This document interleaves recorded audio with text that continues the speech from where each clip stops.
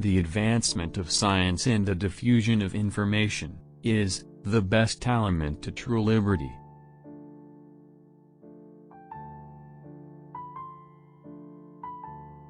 The purpose of separation of church and state is to keep forever, from these shores, the ceaseless strife that has soaked the soil of Europe in blood for centuries.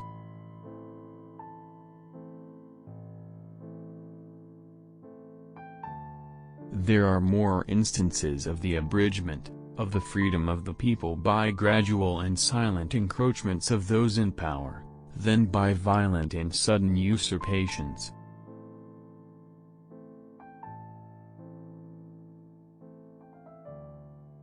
The truth is that all men having power ought to be mistrusted.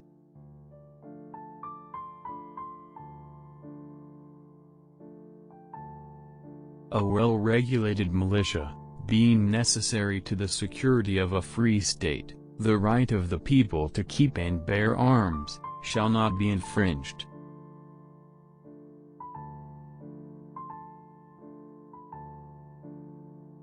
It will be of little avail to the people that the laws are made by men of their own choice, if the laws be so voluminous that they cannot be read, or so incoherent that they cannot be understood.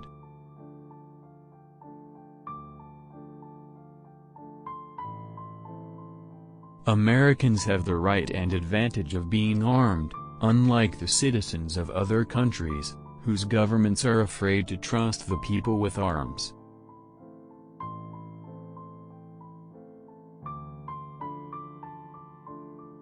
I cannot undertake to lay my finger on that article of the Constitution, which granted a right to Congress of expending, on objects of benevolence, the money of their constituents.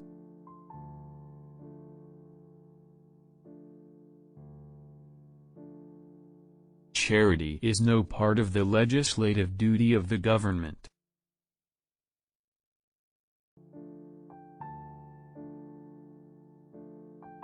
History records that the money changers have used every form of abuse, intrigue, deceit, and violent means possible to maintain their control over governments, by controlling money and its issuance.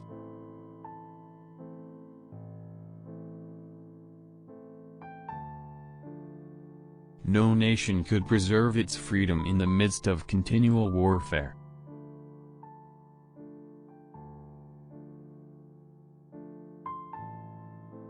You must first enable the government to control the governed, and in the next place, oblige it to control itself.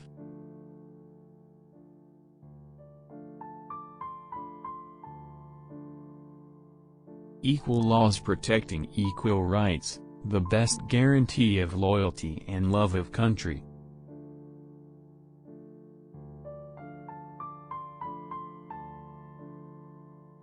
Knowledge will forever govern ignorance, and a people who mean to be their own governors must arm themselves with the power knowledge gives.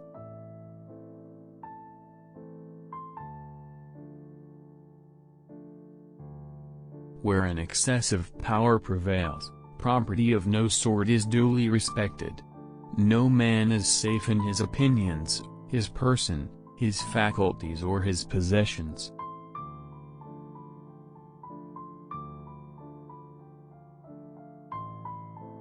Learned institutions ought to be favored objects with every free people. They throw that light over the public mind, which is the best security against crafty and dangerous encroachments on the public liberty.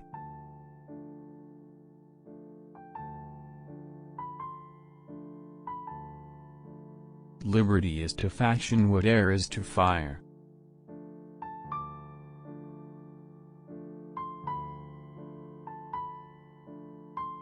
The means of defense against foreign danger historically have become the instruments of tyranny at home.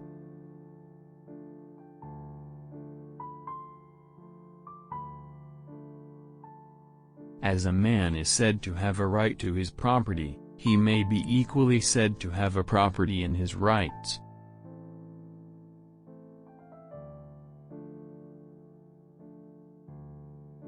The operations of the federal government will be most extensive and important in times of war and danger, those of the state governments, in times of peace and security.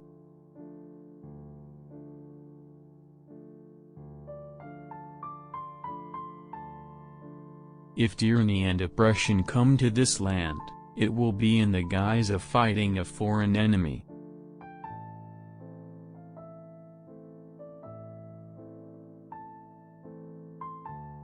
Let me recommend the best medicine in the world, a long journey at a mild season, through a pleasant country, in easy stages.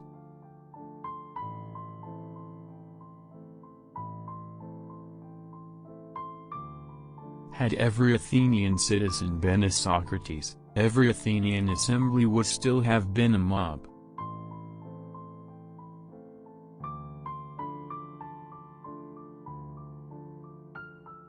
A good government implies two things: first, fidelity to the object of government, which is the happiness of the people; secondly, a knowledge of the means by which that object can be best attained.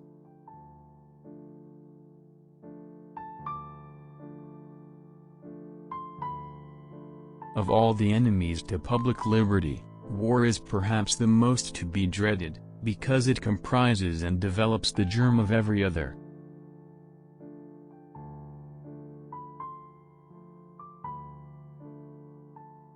If men were angels, no government would be necessary. If angels were to govern men, neither external nor internal controls on government would be necessary.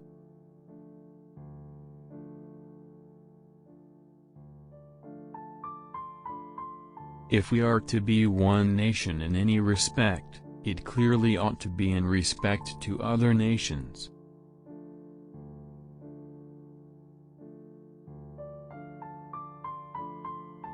Experience is the oracle of truth, and where its responses are unequivocal, they ought to be conclusive and sacred.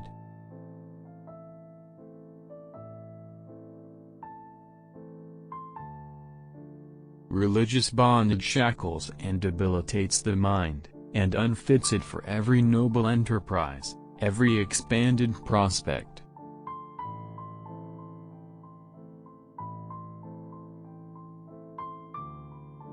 Philosophy is common sense with big words,